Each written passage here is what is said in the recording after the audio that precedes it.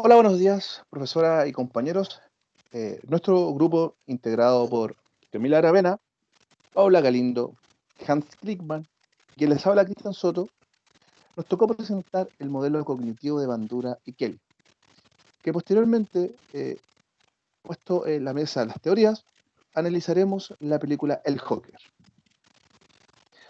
Bueno, la siguiente presentación trata un poco más sobre la vida de los autores, George Kelly y Abel Bandura, sus estudios académicos, trabajos académicos, nacionalidad, sus principales obras y teorías, cómo, cómo estos repercuten en la personalidad del ser humano y el aprendizaje de esto, la gran importancia de sus teorías, entender el comportamiento del humano y cómo aprendemos desde pequeño.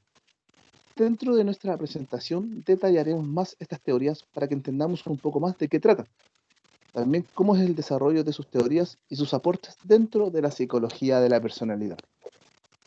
Cómo George Kelly, a través de su teoría de la personalidad y los constructos personales, los individuos desarrollan sus propias construcciones según cómo funciona el ambiente y la implicancia del postulado fundamental.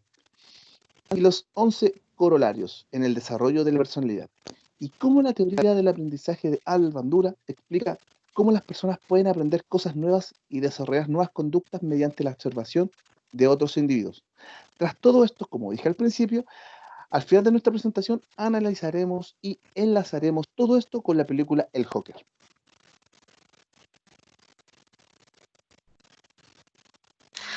Albert Bandura nació el 4 de diciembre de 1925 en una pequeña localidad de Mundar, en Canadá. Actualmente, él tiene 94 años. Estudió psicología en la Universidad de Columbia Británica y se licenció en el año 1949. Luego, él continuó sus estudios en máster en psicología clínica en la Universidad de Iowa, donde conoció a Virginia Barnes, con la cual se casó y tuvieron 2 hijas. Entre 1951 y 1952 hizo su práctica posteriormente a su doctorado en el Wichita Wisdom Center y luego, en el año 1953, enseñó en la Universidad de Stanford. Y mientras estuvo en la facultad, hizo una colaboración con su primer estudiante graduado, Richard Walter, y con él surgió el primer libro llamado Agresión Adolescente en el año 1959. Además, Albert Bandura fue presidente de la APA en el año 1974 y recibió el Premio para las Contribuciones Científicas Distinguidas en 1980.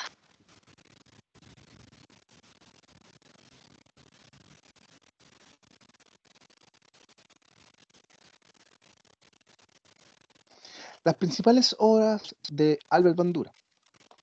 Tenemos el aprendizaje social y desarrollo de la personalidad en 1963. Estas mejoran una serie de principios de aprendizaje social y hacen hincapié en las variables sociales en lugar de las teorías del aprendizaje ya existentes. Debido a esto, suelen parecer más capaces al momento de explicar el desarrollo y la modificación de la conducta. Luego tenemos la teoría del aprendizaje en 1971. Esta teoría se basa en que hay tipos de aprendizaje donde el refuerzo directo no es el principal mecanismo de enseñanza, sino que el elemento social puede dar lugar al desarrollo de un nuevo aprendizaje entre los individuos. Esta teoría es útil para explicar cómo las personas pueden aprender cosas nuevas y desarrollar nuevas conductas mediante la observación de otros individuos. Y finalmente tenemos pensamiento-acción en 1986. Esta teoría se fundamenta la adquisición de conocimientos mediante el procesamiento cognitivo de la información. Su gran aporte es el de presentar al desarrollo como producto de los procesos de socialización y autorregulación por parte del individuo, el cual es consecuencia de la exposición real y simbólica del mismo a modelos influyentes dentro del entorno social.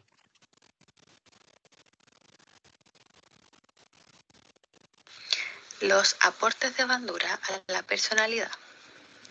Bandura se interesó en el desarrollo de la personalidad, en donde le da mayor importancia al entorno, que es el ambiente, al comportamiento y a los procesos psicológicos. Además, introdujo el concepto de determinismo recíproco, el cual se basa en que el ambiente influye en la persona, pero también el sujeto es capaz de influir sobre el ambiente. Es decir, que la conducta es la que causa el ambiente y el ambiente es el que provoca la conducta. Desarrollo de la teoría de Bandura. Bandura destaca el conductismo, destaca la importancia de los métodos experimentales y se enfoca en variables que pueden observarse, medirse y manipular. Por tanto, tiende a rechazar todo aquello que sea subjetivo e interno. En el método experimental se consigue manipular una variable y medir los efectos que tiene sobre otra. Esto conlleva la teoría de la personalidad, que señala que el entorno causa nuestro comportamiento. Bandura sugiere que el ambiente causa el comportamiento, así como el comportamiento causa a su vez el ambiente. Esto lo definió como determinismo recíproco, o sea que el mundo y el comportamiento de una persona se causan mutuamente. Posteriormente, consideraba la interacción entre tres aspectos: el ambiente, el comportamiento y los procesos psicológicos individuales de la persona. Básicamente, estos procesos lo que hacen es recoger la capacidad para retener imágenes en nuestra mente y aspectos relacionados con el lenguaje.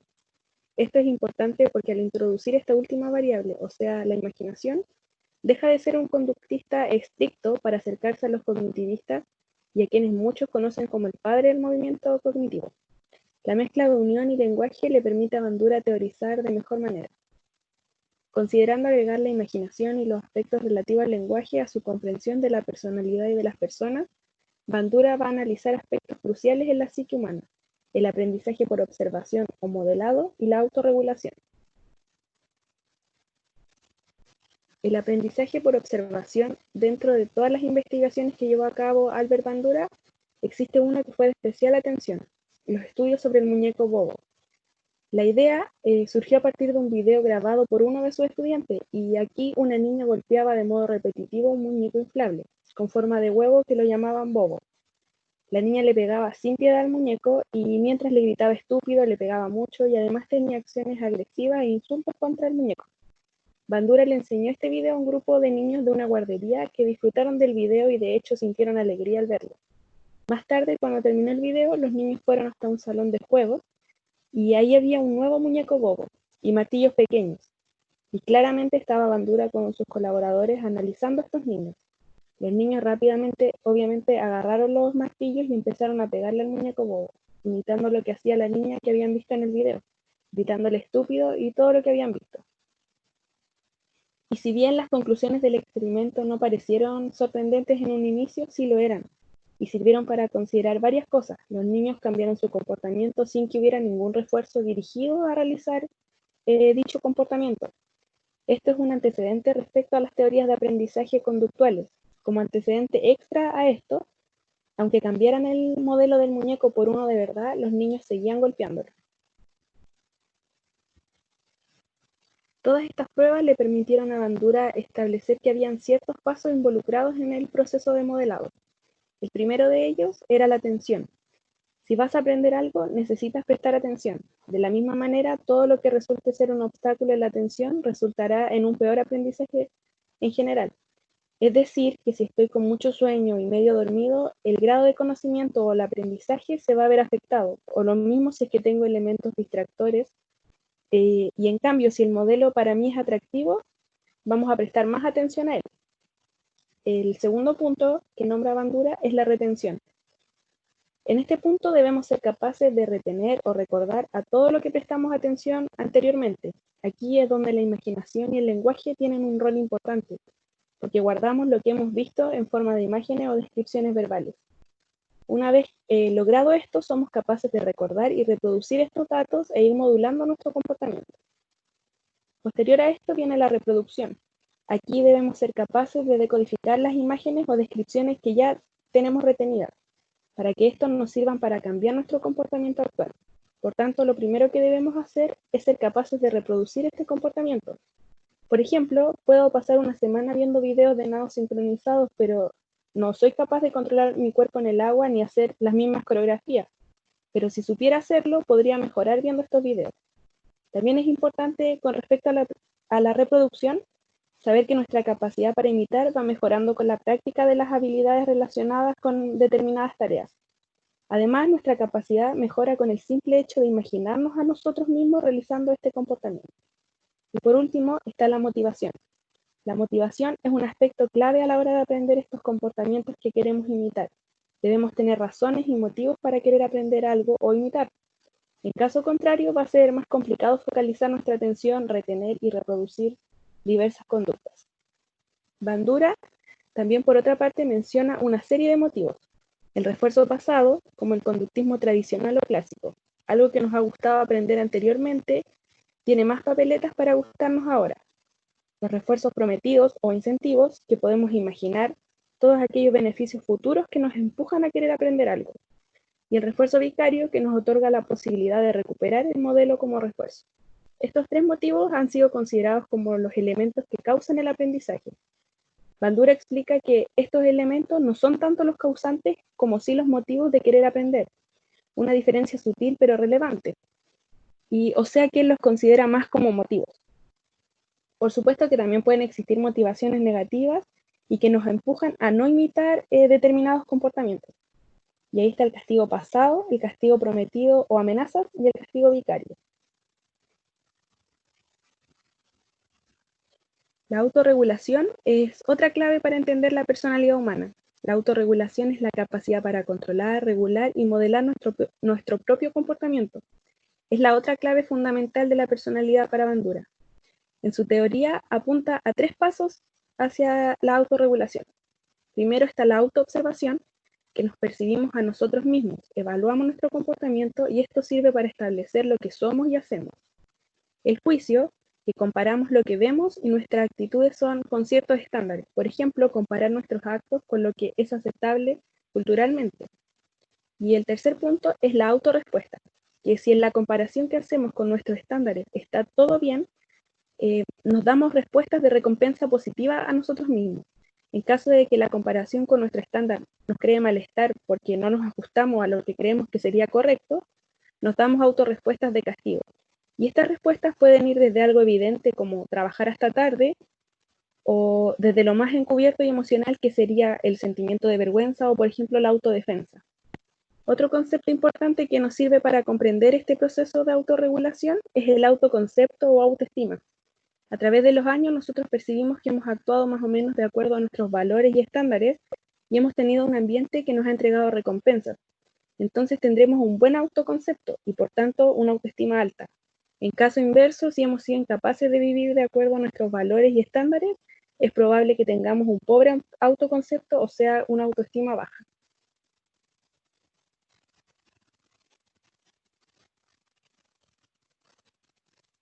Bueno, ahora nos entraremos un poco más en la vida de George Kelly. Kelly nació el 28 de abril de 1905 en Kansas. Fue hijo único.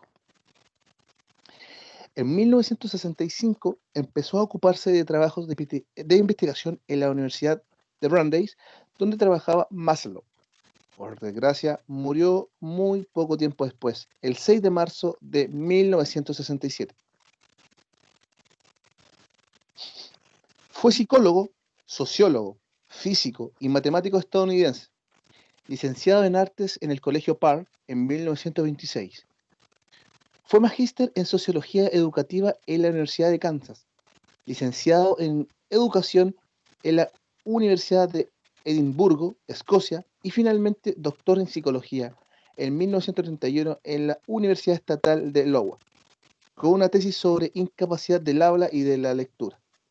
Además, desarrolló una importante teoría de la personalidad basada en la capacidad del sujeto de predecir el desenlace de las situaciones a las que se enfrenta.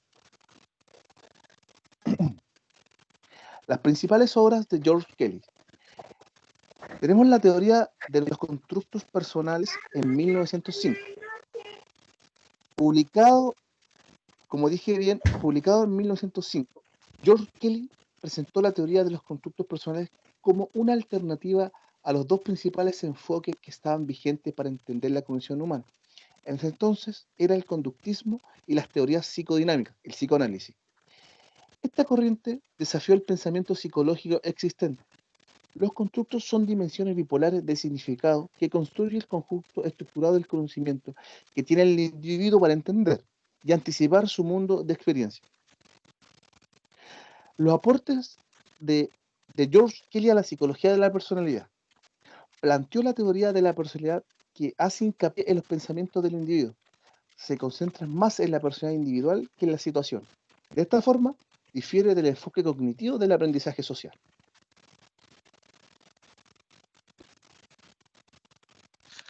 La teoría de la personalidad y los constructos personales menciona que los individuos desarrollaron sus propias construcciones según el cómo funcionaba el ambiente.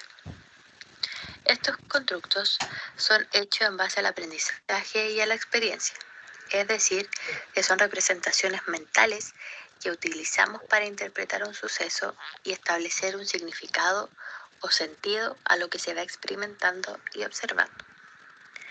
Según Kelly, las personas ocupan un constructo activo en el mundo en cómo interpretan el conocimiento.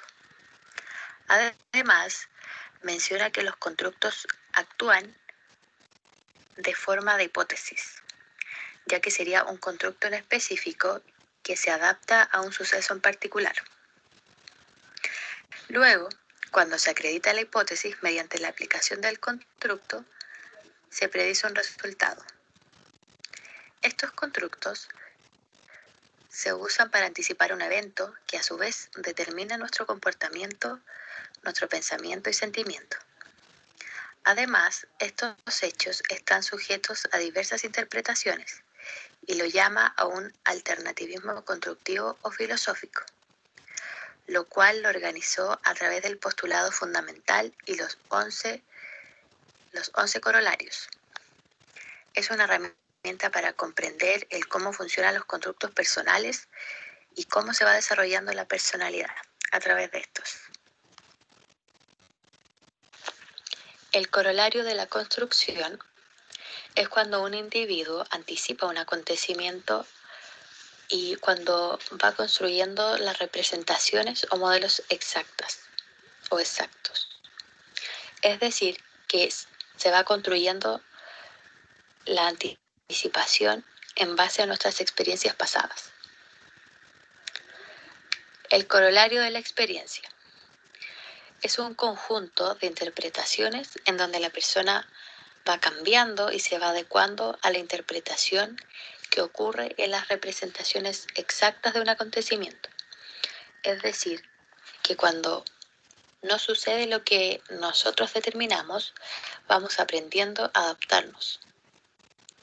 O sea que nos vamos reconstruyendo. Y esto afecta a nuestras futuras anticipaciones. Lo beneficioso de esto es que vamos aprendiendo y que resulta ser un factor relevante para nuestra personalidad. El corolario de la elección es cuando un sujeto decide por sí mismo la opción de un constructo dicotomizado, o sea, dividido en dos, la cual antepone la posibilidad de extensión y la determinación de su sistema. El corolario de la modulación es una variación en el conjunto interpretativo que es limitada a la permeabilidad, o sea, a la modificación de los constructos dentro de un rango de conveniencia en las variaciones. El corolario de la dicotomía es un sistema de construcción de una persona que está constituido por un número finito de constructos dicotómicos. Esto quiere decir que al elaborar una interpretación de un suceso en particular, no solo se hace la aprobación y afirmación con respecto a este, sino que también señala una condición o cualidad opuesta. Entonces, las personas construyen su realidad a partir de dos conceptos opuestos, frío o calor. El corolario de la organización menciona que cada individuo desarrolla de manera característica un modo de interpretación que incluye las relaciones ordinales entre los constructos. El corolario de la fragmentación. Se dice que es la capacidad de una persona de usar una construcción de subsistemas, los cuales son incompatibles entre sí. Además, menciona que los individuos representan diversos papeles o roles a lo largo de su vida. Un ejemplo de esto sería que yo soy mujer, soy estudiante universitaria, soy hija, soy esposa y soy madre. El corolario del rango. Es un constructo adecuado a la anticipación de un rango finito de eventos. Es un constructo en específico que no necesariamente tiene que ser válido o representado por la sociedad o por todos. El corolario de la individualidad. Menciona que los sujetos se distinguen unos de otros en la construcción de hechos, debido a que cada persona vive experiencias distintas, entonces la construcción de la realidad de cada uno es diferente. El corolario de la comunalidad. Se basa cuando un sujeto emplea una construcción de experiencias similares a otra persona. Sus procesos psicológicos son muy parecidos, pero las experiencias jamás serán iguales. Un ejemplo de esto es la cultura. El corolario de la sociabilidad. Menciona que cuando una persona entiende e interpreta los procesos de otro individuo, puede ejercerse un proceso social que implique a la otra persona. Y este corolario es influido por el corolario de la comunalidad, ya que genera la empatía entre las personas. En síntesis, la teoría presentada por Kelly suena cognitiva por los elementos de constructo y construcciones. Lo malo es que a este autor no le gustaba que lo llamaran como un teórico cognitivo, debido a que él creía que los constructos incluían los aspectos más clásicos como la percepción, emociones y comportamiento. Es importante destacar que el autor Kelly llamaba a los constructos de transición a las emociones o sentimientos, con los cuales nosotros vamos cambiando nuestra perspectiva sobre nosotros mismos y sobre los demás. Y si estos constructos no funcionan de una manera adecuada y las anticipaciones fallan, la persona va a sentir ansiedad y se va a asociar a la disonancia cognitiva, la cual genera una contradicción entre los pensamientos, el comportamiento, ideas y sentimientos del individuo.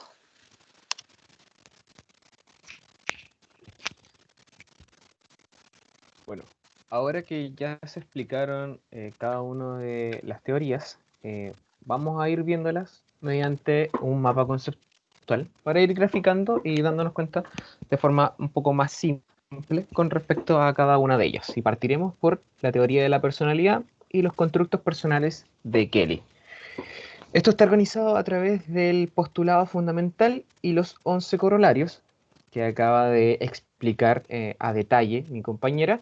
Y estos son el corolario de construcción, el de la experiencia, la elección, la modulación, la dicotomía, la organización, fragmentación, del rango, de la individualidad, de la comunidad y de la sociabilidad. Por otra parte, tenemos la teoría de la personalidad de Albert Bandura, que ésta introduce el término determinismo recíproco, ya que el comportamiento y el ambiente influyen entre sí. El comportamiento, en este caso, puede influir sobre el ambiente y el ambiente puede influir en el comportamiento de las personas. Luego se agrega el concepto del proceso psicológico individual, o la imaginación o el pensar. Así, esta teoría deja de ser conductista estrictamente, gracias a que este concepto, gracias a que se agrega este concepto, se puede analizar mediante el aprendizaje por observación y la autorregulación. El aprendizaje por observación puede cambiar el comportamiento sin refuerzo, gracias a la atención, la retención, la reproducción y la motivación. Que la motivación puede ser positiva o negativa. Si es positiva, sería un refuerzo pasado, un refuerzo prometido, un refuerzo vicario. A diferencia de la negativa, que sería un castigo pasado, un castigo prometido o un castigo vicario. En el ámbito de la autorregulación, esto quiere decir que es la capacidad de controlar, regular y modelar nuestro propio comportamiento mediante 3 pasos: la autoevaluación, el juicio y la autorrespuesta, teniendo en cuenta el autoconcepto o autoestima, que es un concepto muy importante a tener en cuenta dentro de esta teoría. Ahora generaremos un pequeño análisis de las teorías dentro de la película, pero antes de eso queremos entregarles una pequeña reseña. El Joker cuenta la historia de Arthur Fleck, un hombre recién salido de un manicomio que se busca la vida trabajando como payaso en diversos lugares, el cual realiza con entusiasmo en hospitales de niños o en la calle con letreros para llamar la atención de alguna tienda. Él trata de ser feliz haciendo lo que hace, llevando alegría a otras personas, ya que su madre le dijo de muy pequeño que ese era su propósito en la vida. Por esa razón, además, la madre le llama Happy. Pero la sociedad no le devuelve la sonrisa, sino que todo lo contrario, porque los chicos en la calle lo golpean, sus compañeros de trabajo lo engañan y la gente se ríe de él o lo mira raro. Poco a poco, esta inestabilidad emocional de Arthur, la falta de medicación y los maltratos que recibe comienzan a generar un cambio en él, a tal punto de asesinar a un trío de sujetos que lo molestaban en un tren subterráneo, lo que provoca una serie de manifestaciones a favor del acto cometido. Luego de esto, se puede ver un antes y un después en la vida de Arthur, pero la gota que rebalsa el vaso es cuando se da cuenta de que su madre era una paciente con enfermedades mentales que golpeaba a nuestro personaje cuando era pequeño, y además las parejas de ella lo violaban y lo maltrataban física y psicológicamente. Luego de enterarse de todo esto, Arthur asesina a su madre y luego va a un programa de televisión en donde con antelación se reían de él gracias a un video que habían grabado de él realizando un stand-up comedy en el cual no salió como él esperaba, en donde también asesina al presentador del programa en vivo, desatando el caos total en la ciudad. Según la teoría de Kelly, ahora vamos a analizar la película.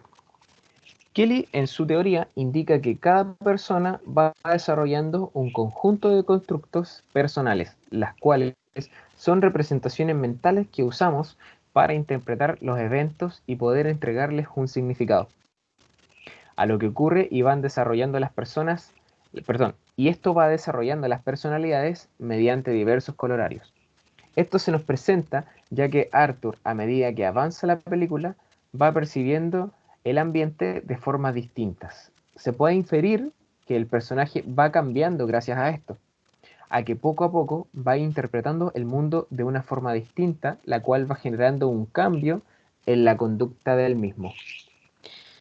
Y bueno, Bandura, por su parte, en su teoría indica que tanto el comportamiento de las personas como el ambiente influyen entre sí, y esto ocurre desde un inicio de la película hasta el final de la misma, ya que Arthur, a pesar de tener problemas psicológicos, intenta trabajar de la mejor forma posible, pero el ambiente no lo ayuda a salir adelante, sino que todo lo contrario, ya que la sociedad lo maltrata física y psicológicamente, como se detalla en el análisis o en la reseña que se acaba de leer con antelación. Todo esto generó un cambio radical en el comportamiento de nuestro personaje, y este nuevo comportamiento genera así también cambios en el ambiente, ya que hacia el final del film cuando se da cuenta de que todo lo que hizo, se da cuenta de que todo lo que hizo provocó que las personas se movilizaran y salieran a las calles a protestar por sus derechos y por toda la desigualdad que se vivía día a día. Dentro de todo esto hay que tener en consideración los procesos psicológicos individuales de Arthur, ya que era un paciente psiquiátrico que dejó de medicarse a medida que la película avanzaba, lo que ayudó a generar el cambio en él.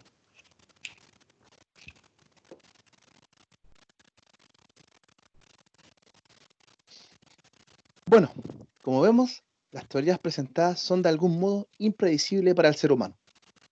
Tenemos por un lado a Kelly con su teoría de los constructos de la personalidad. Esta ha sido probada en campos muy diferentes, entre otros, la lingüística, la historia, la psicoterapia, la administración, el desarrollo organizacional, los estudios de mercados, la sociología, la psiquiatría y la psicología. Gracias a esta teoría nos podemos dar cuenta y entender de que vamos desarrollando un conjunto de constructos personales, como dijo mi compañero anteriormente. Estos son esencialmente representaciones mentales que usamos para interpretar eventos y dar significado a lo que ocurre. Se basan en nuestra experiencia y observaciones. A lo largo de nuestra vida, realizamos experimentos que ponen a prueba nuestras creencias, percepciones e interpretaciones. Todos los eventos que suceden están abiertos a múltiples interpretaciones. A ellas nos podemos referir como alternativas conductivas. Cuando tratamos de dar sentido a un evento o situación, también podemos elegir qué construcción queremos usar para explicarlo. Y por otra parte, tenemos la teoría del aprendizaje social de Bandura. Esta ha tenido importantes implicaciones en el campo de la educación. Hoy en día, tanto los maestros como los padres reconocen la importancia de modelar comportamientos apropiados. Otras estrategias en el aula, como alentar a los niños y desarrollar la autoeficacia, también está arraigada en la teoría del aprendizaje social. Como observó Bandura, la vida sería increíblemente difícil e incluso peligrosa si tuviéramos que aprender todo lo que sabes por experiencia personal, bien digo. Gran parte de nuestra vida está enraizada en sus experiencias sociales, por lo que no es de extrañar que observar a otros desempeña un papel tan vital en la forma de adquirir nuevos conocimientos y habilidades. Al comprender mejor cómo funciona la teoría del aprendizaje social, se puede obtener una mayor apreciación del poderoso papel que la observación puede desempeñar en la configuración de lo que conocemos y lo que realizamos. Bueno, tras lo dicho anteriormente, el personaje del Joker nos viene a dar un claro ejemplo de cada teoría ya dichas. Desde la teoría de Kelly, nos podemos dar cuenta cómo un individuo va cambiando su forma de percibir el ambiente de forma distinta por lo vivido en su entorno y como consecuencia tiene un cambio de conducta. La película del Joker llegó a las salas nacionales el jueves 3 de octubre de 2019. El estallido social inició el 18 de octubre de 2019. ¿Por qué esta información? Porque tras la información dada a modo de hipótesis y enlazando la teoría de Bandura, podemos decir que las personas pueden aprender cosas nuevas y desarrollar nuevas conductas mediante la observación de otros individuos. ¿Cómo los espectadores del Joker replicaron conductas durante el estallido social? ¿Viste en la película? Ya que ambos lados se encontraban en similar situación, individuos enfermados por una sociedad sumamente reprimida. ¿Será que en la película el Joker parece ser un reflejo visible de lo que hay en nuestra sociedad? Bueno, de esta forma culmina nuestra presentación. Muchas gracias.